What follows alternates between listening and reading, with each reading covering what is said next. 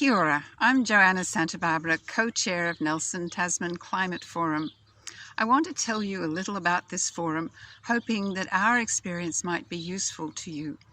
I'll start the story about 3 years ago. There was climate activity going on in our region. The Student Strike for Climate had elicited a declaration of a climate emergency by Nelson City Council.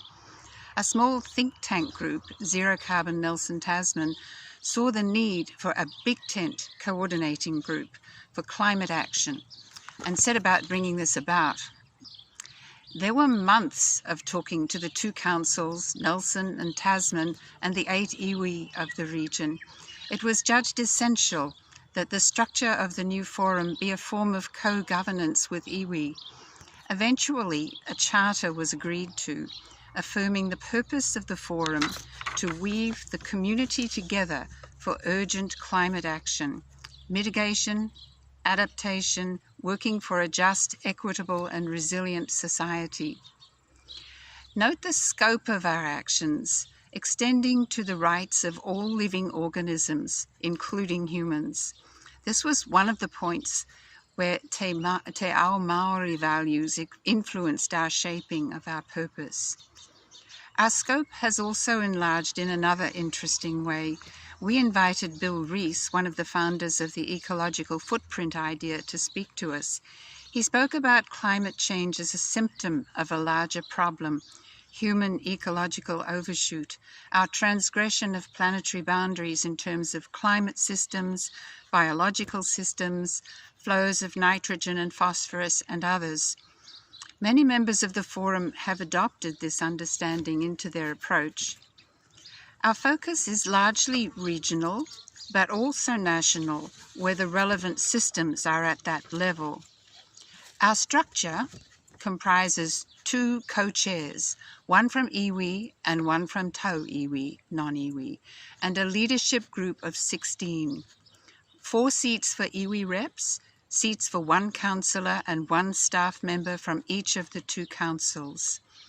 Of the 8 remaining seats, 1 must be for someone under 25. I'm the Tau Iwi co-chair, currently solo. The membership organises itself partly in terms of sector working groups such as transport, waste, food, energy, and so on, and partly by project. We use consensus decision-making in our groups at all levels. One of our earliest accomplishments was the production of a regional climate action plan organised by both sector and by actors, household, business, community and governance bodies. These have been distributed throughout the region, including being available in some supermarkets and libraries. What else do we do? The forum is quite a vibrant space with a fairly constant hum of climate and biodiversity work of various different kinds. Projects are largely initiated by members who can apply to the leadership group for funding. One of the most exciting is the social marketing project, which derives from a C40 Cities report on what cities can do about climate change.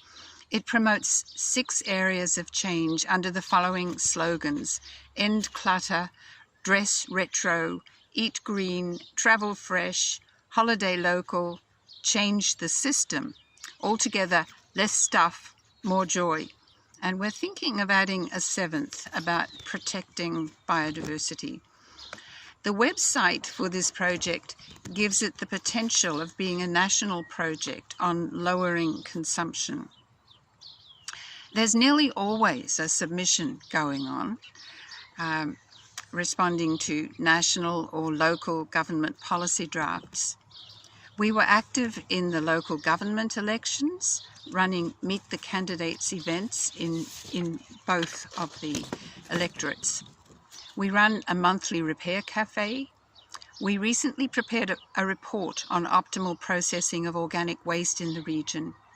We write articles for media publication, from national news to professional and parish periodicals.